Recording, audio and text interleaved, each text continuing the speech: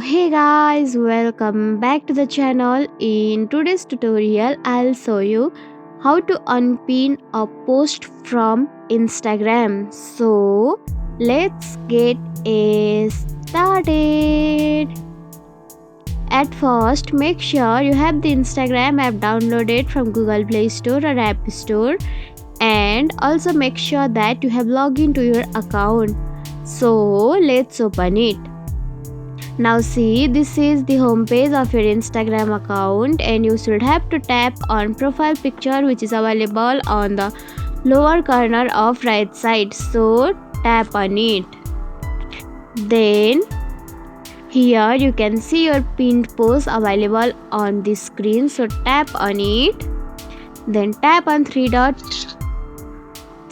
which is available on the top right corner of your screen. Then on the last option you can see Unpin from main grid. So tap on it. Then see, your video has been unpinning and your video has been unpinned. Now go back and refresh and see, your video has been successfully unpinned from Instagram. And that's it. If you found this tutorial helpful, don't forget to like, comment, share, subscribe, and also hit the bell icon for more easy tutorials.